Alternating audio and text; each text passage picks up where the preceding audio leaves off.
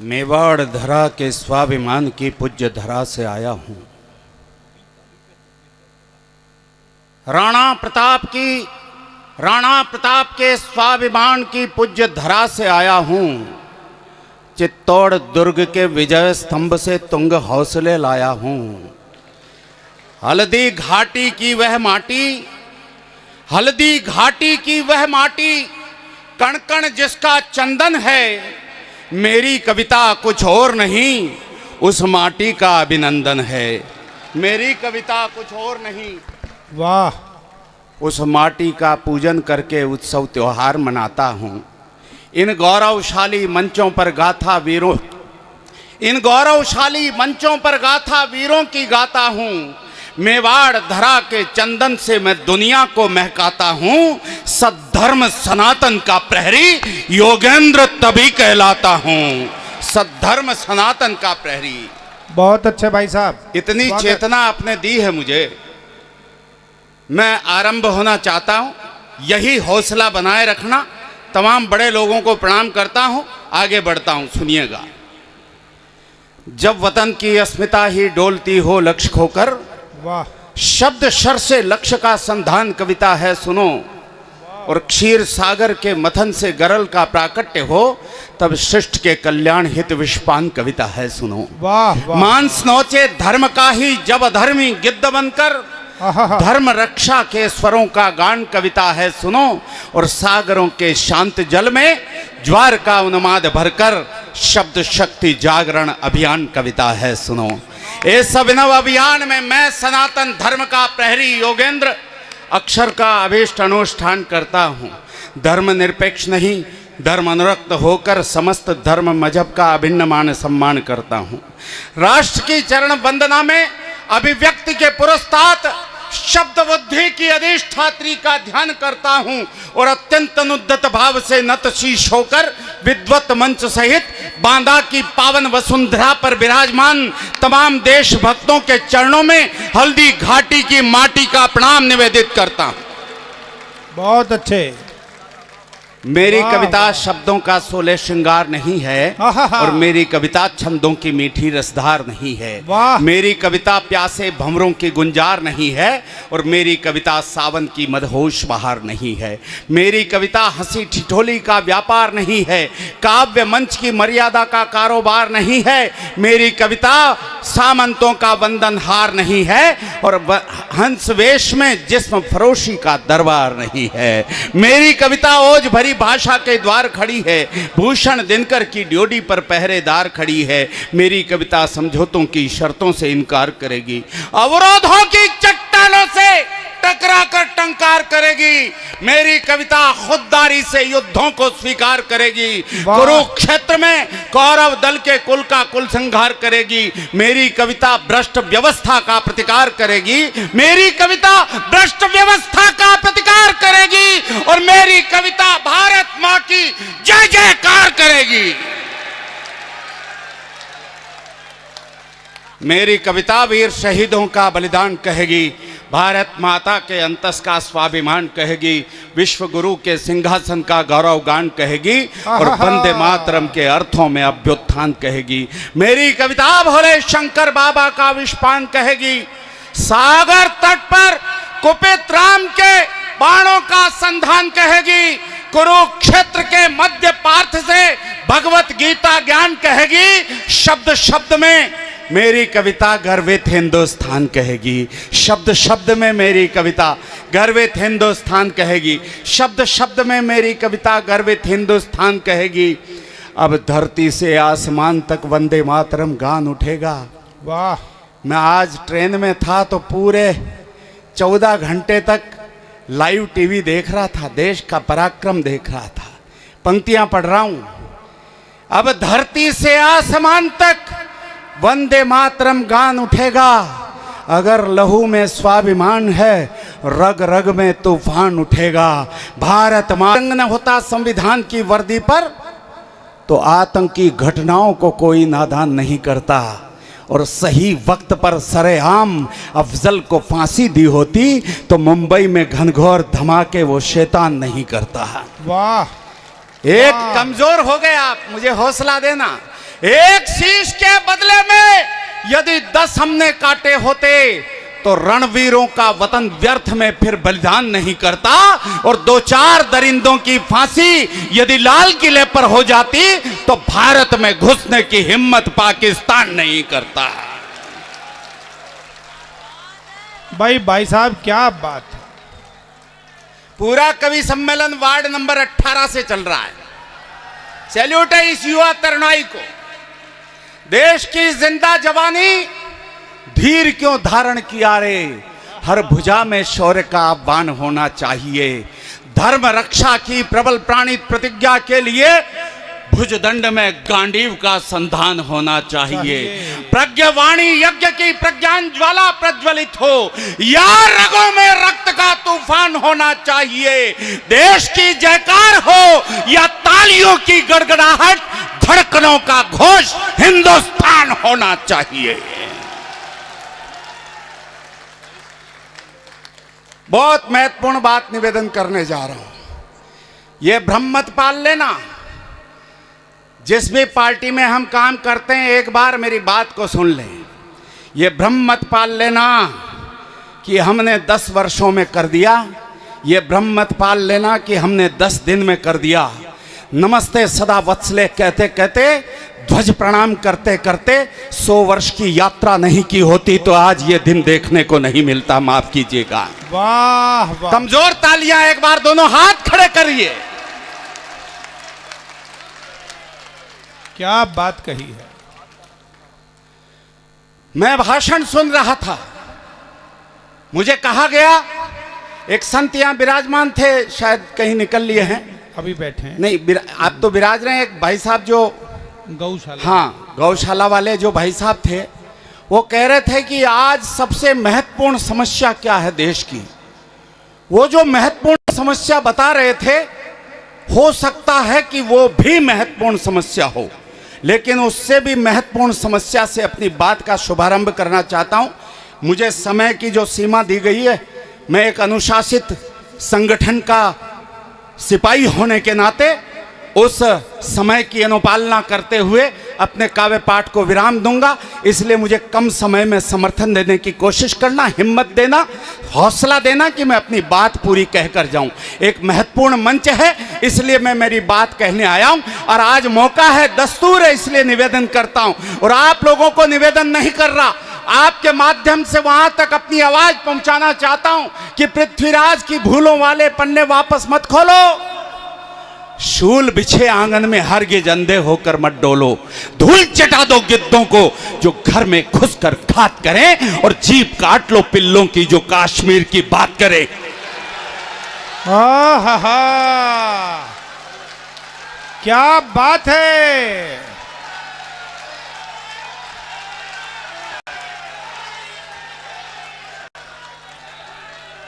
शांति वार्ता छोड़ो दिल्ली, शस्त्रों का संधान करो। सेना को आदेश थमा रणचंडी का आह्वान करो। जो आंख उठी है भारत पर, कसम राम की आंख फोड़ दो। ले नापाक इरादे, जो हाथ उठे वो हाथ तोड़ दो। ले नापाक इरादे, जो हाथ उठे वो हाथ तोड़ दो। मातृभूमि पर घात बने बकरों को ऐसा झटका दो कि उनके जिंदा शीश काटकर लाल किले पर लटका दो। वाह।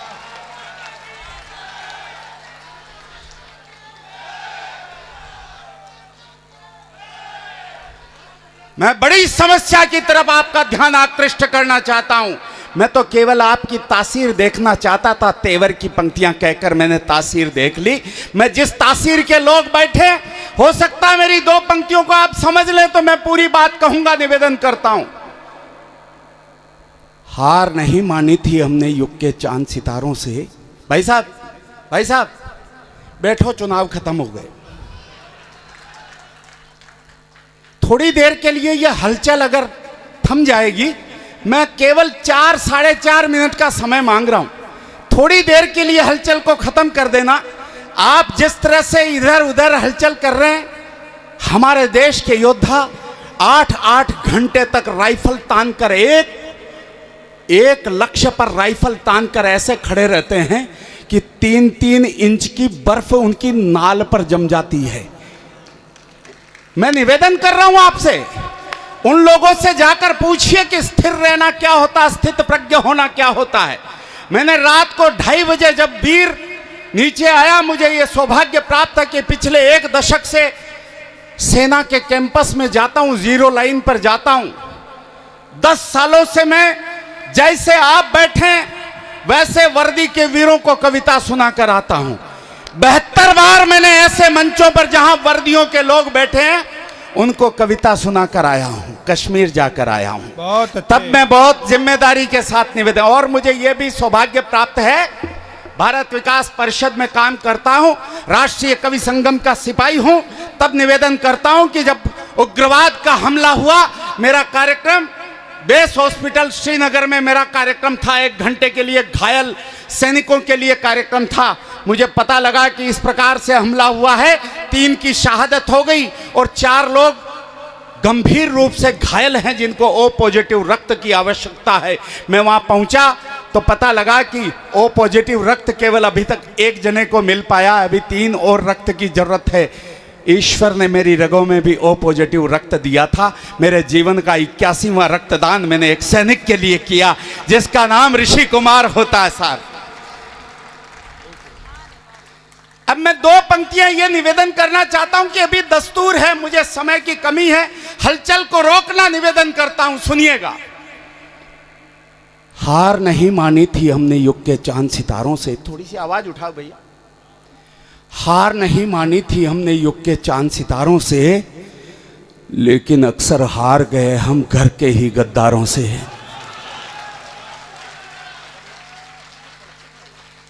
सब लोगों को समझ में आ गया, लेकिन कुछ लोग मौन रह गए, उनके समझ में नहीं आया। मैं एक चित्र बना देता हूं छोटा सा।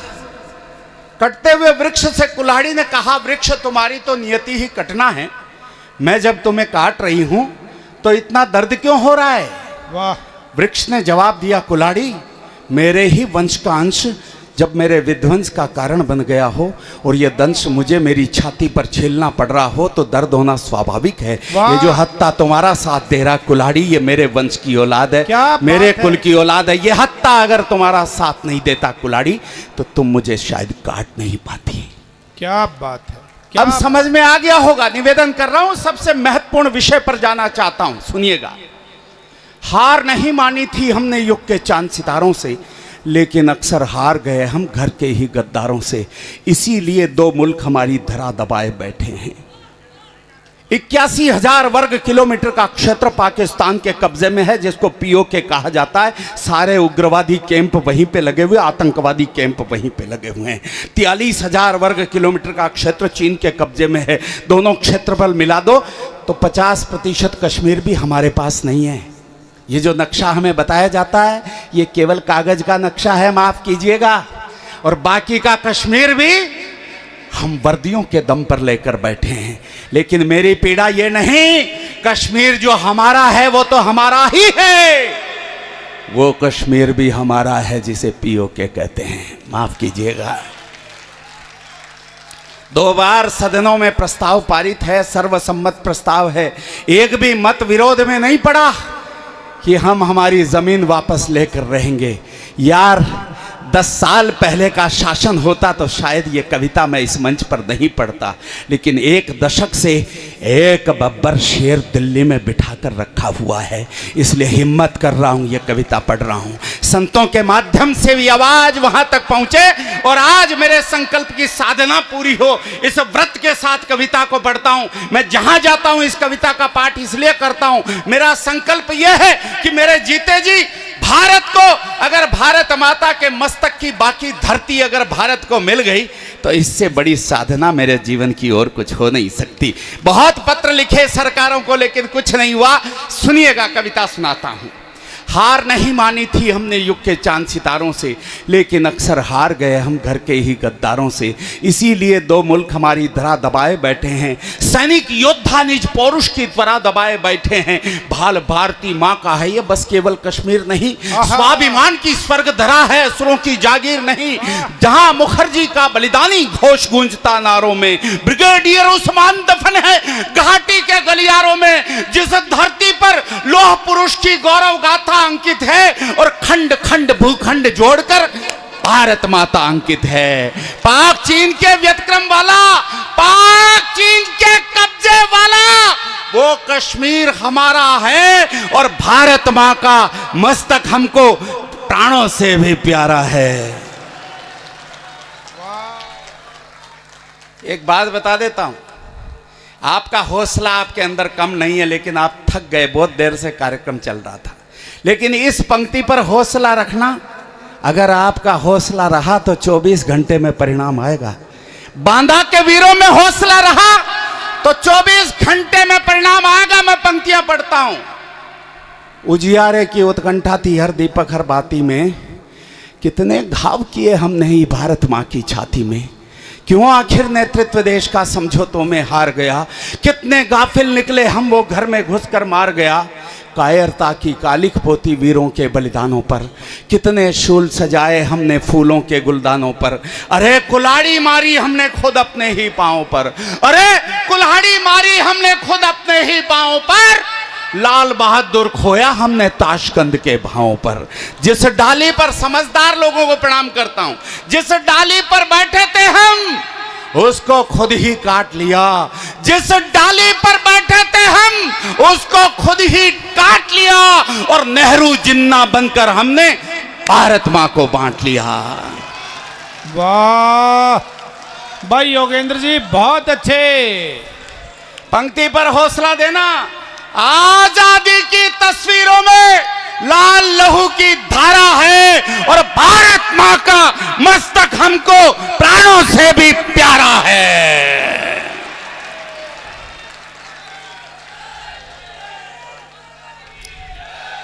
विगत 10 वर्षों में मैंने इस कविता का पाठ लगभग 325 मंचों पर किया होगा। आज मुझे फक्र के साथ, गर्व के साथ कहना पड़ रहा है, बांदा की इस धरती पर इन पंक्तियों पर जो आशीर्वाद मिला है विगत 10 वर्षों में मुझे किसी मंच से नहीं मिला। मैं आपको प्रणाम करता हूं। वाह वाह वाह वाह योगेंद्र जी, जवाब नहीं आप।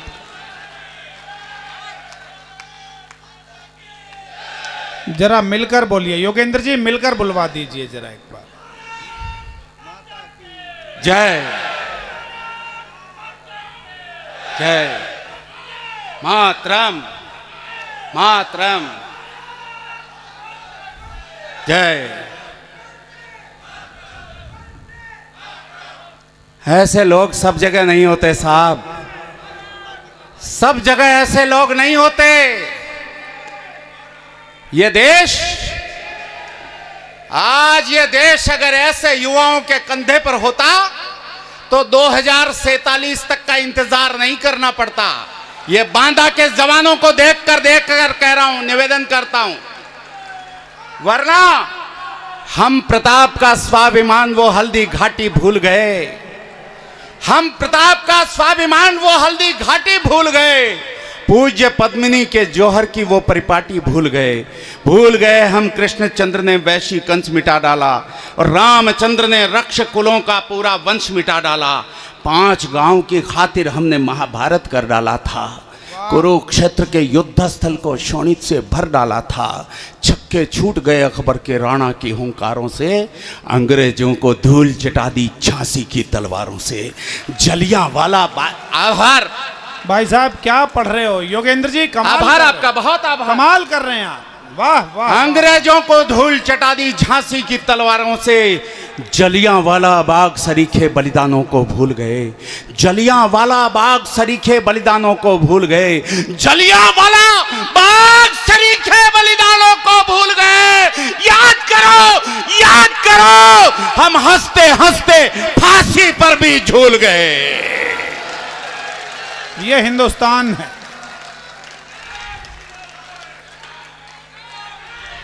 तुंग हिमालय की गोदी ने, तुंग हिमालय की गोदी ने अपना लहू पुकारा है। भारत मां का मस्तक हमको प्राणों से भी प्यारा है। जो लोग खामोश हैं, मैं उनको चुनौती देता हूं, निवेदन करता हूं, जिनका स्वर अभी भी नाभि तंत्र से प्रस्फुटित नहीं हो रहा भारत मां की जय के लिए, मैं उनको चुनौती देता हूं।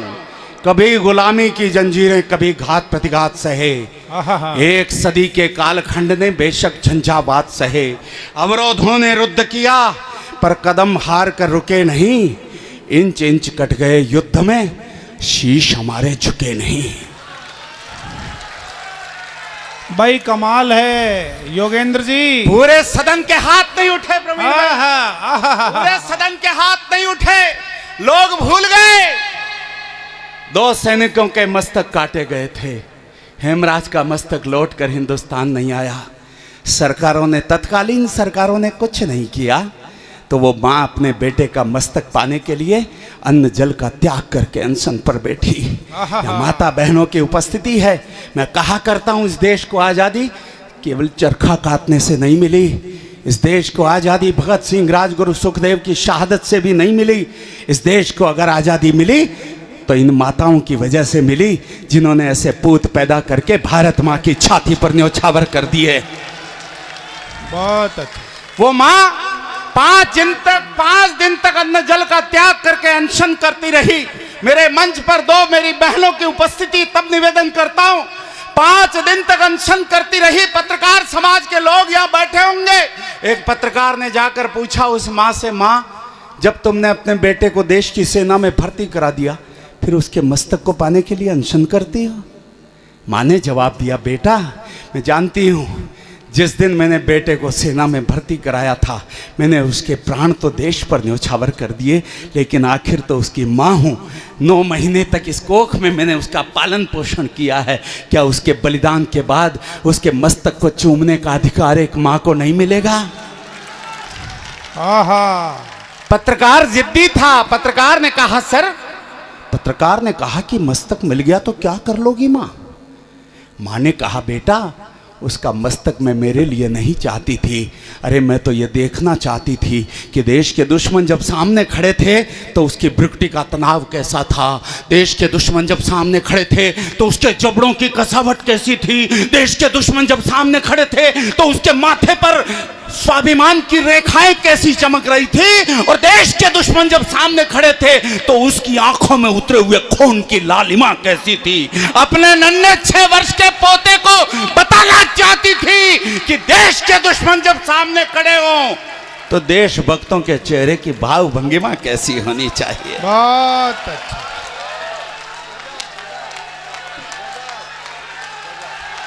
योगेंद्र भाई जिंदाबाद, जिंदाबाद, जिंदाबाद।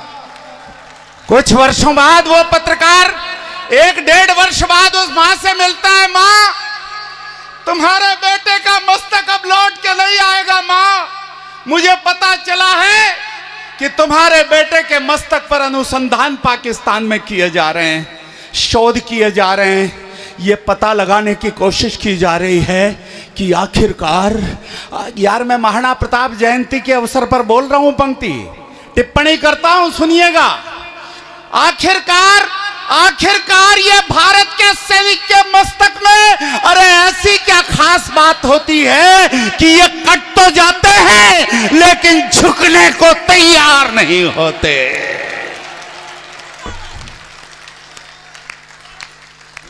हमने पर्वत चीर दिए थे नाखूनों की धारों से, नील गगन गुंजाया हमने भारत के जयकारों से, कदम कदम पर भारत माँ की गर्वित अमर कहानी है, मत भूलो प्रणवीर प्रतिज्ञा जो संसद में ठानी है।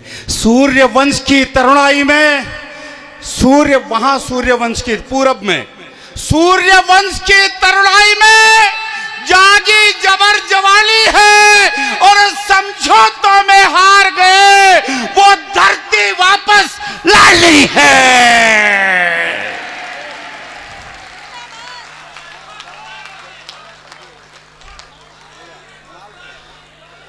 एक बार दोनों हाथ उठाकर बोलिए भारत माता की, भारत माता की।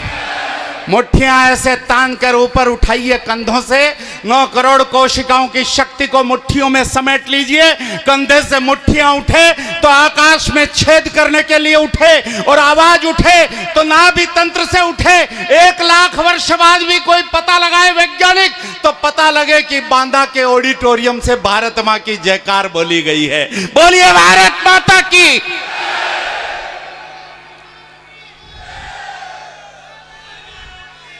बैठिए बैठिए बैठिए, आभार आपका, बहुत आभार। अरे वाह भैया वाह। सुनिए ना, जिनका पौरुष मर जाता है, अक्सर ऐसे लोग सब जगह नहीं होते। आप क्या सोचते हो बांदा ही हिंदुस्तान है क्या? हाँ, बांदा हिंदुस्तान सिद्ध हो सकता है। मैं कहा करता हूं, ये जो देश में जितने पाकिस्तान पल रहे हैं ना, उनको मिटा दो तो बांदा जैसा हिंदुस्तान बन जाएगा। पंक्तियां सुन लो यार, मैं कविता का समापन करता हूं। समय हो गया, मेरा निवेदन करता हूं, 3 मिनट ज्यादा हो गए। अंतिम पढ़ देता हूं, सुनिएगा भाई साहब। जिनका पौरुष मर जाता है, भैया भैया, जिनका पौरुष मर जाता है, जिनका पौरुष मर जाता है, वो जीते जी मर जाते, और जिनके बाजू नहीं फड़कते वही नपुंसक कहलाते हैं। वाह वाह वाह वाह। जिनका पौरुष मर जाता है, अगर अक्षय नहीं होते, अक्षय मिश्रा नहीं होते, तो आज मैं बांदा पहुंच ही नहीं पाता। मैं महोबा आया, महोबा से पूरे रास्ते में जाम लगा हुआ है। पता किया तो ये पता लगा कि 4 घंटे का जाम है, उससे पहले खुलने की संभावना नहीं। वो कैसे गांव में होकर मुझे यहाँ तक लाए हैं। मैंने कहा मेरा वहाँ जाना बहुत ज़रूरी है। बस अक्षय भाई को सैल्यूट करता हूँ, अगर कहीं बैठे तो खड़े हो जाएं। बहुत अच्छे कार्यकर्ता आपके। अक्षय भाई हैं क्या? वाह यार, ठेठ इतने ऊपर पहुँच गए आप। जिनका पंक्तियां पूरी करने दो, 4 पंक्तियां पूरी करता हूं, एडवांस पेमेंट मत करो। जिनका पौरुष मर जाता है, वे जीते जी मर जाते, जिनके बाजू नहीं फड़कते वही नपुंसक कहलाते। नहीं धड़कता देश दिलों में, नहीं धड़कता देश दिलों में, नहीं धड़कता देश दिलों में, वो बर्बाद जवानी है। और नहीं उबलता रक्त रगों में, रक्त नहीं वो पानी है। आहा, क्या कहने हैं भाई, कमाल है। इसलिए आपकी तरफ से निवेदन करता हूं, संघर्षों में तो कहता ही आया, 14 वर्ष पहले भी, 10 वर्ष पहले भी कहता था कि शीश वतन का खतरे में, हम इससे भी अनजान नहीं। मेरे कहने से युद्ध होना और रुकना संभव नहीं है। त्रेता में राम ने रोकने की बहुत कोशिश की, अंगद को भेजा अंतिम समय में, जाओ अगर सीता को लौटा देता है रावण, हम वापस अयोध्या लौट जाएंगे। कृष्ण तो खुद गए, 5 गांव दे दो, कुछ नहीं। युद्ध रुका क्या? अभी भी युद्ध रुकने वाला? शीश वतन का खतरे में, हम इससे भी अनजान नहीं। गीदड़ या बकरों से डरती शेरों की संतान नहीं। तुलसी ने लिख डाला, एक एक पंक्ति पर आप तो महोत्सव कर रहे हैं कवि सम्मेलन का। तुलसी ने लिख डाला, भय बिन प्रीत नहीं हो सकती है, और युद्ध घोष के बिना हमारी जीत नहीं हो सकती है। युद्ध ठान कर, रोकना तालियां, रोकना तालियां, युद्ध ठान कर सीमाओं पर कदम बढ़ाना ही होगा। अरिमुंडों से चामुंडा का वक्त सजाना ही होगा। जिस दिन भारत गीदड़ या बकरे की मुंडी काटेगा, पाक चीन के अमेरिका भारत के तलवे चाटेगा। वाह वाह वाह वाह वाह भाई साहब, बहुत अच्छे, वाह वाह वाह वाह वाह। जल्दी संघर्षों के विवस्वान, संघर्षों के विवस्वान, तुम अंधकार से युद्ध करो, देश विरोधी दुराचरण को पौरुष बल से रुद्ध करो।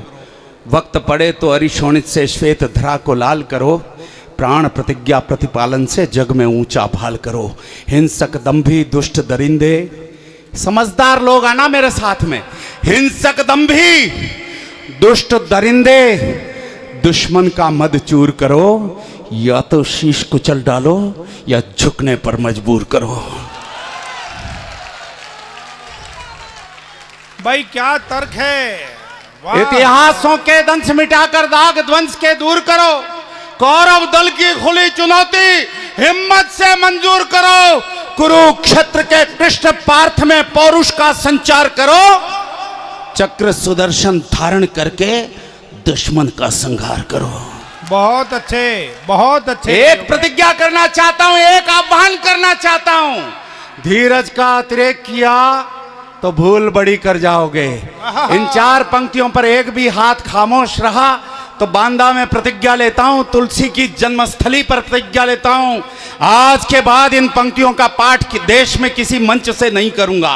अगर अगली 4 पंक्तियों पर एक भी हाथ खामोश रहा तो प्रतिज्ञा लेता हूं, आज के बाद इन पंक्तियों का पाठ नहीं करूंगा। धीरज का अतिरेक किया तो भूल बड़ी कर जाओगे। भावी पीढ़ी प्रश्न करेगी, क्या उत्तर दे पाओगे। रोकना, रोको तालियां यहां पर। भावी पीढ़ी प्रश्न करेगी, क्या उत्तर दे पाओगे। विश्व गुरु का सपना भी साकार तभी कर पाओगे। विश्व गुरु का सपना भी साकार तभी कर पाओगे। अरे पीओके में अमर तिरंगा खुद जाकर फहराओगे।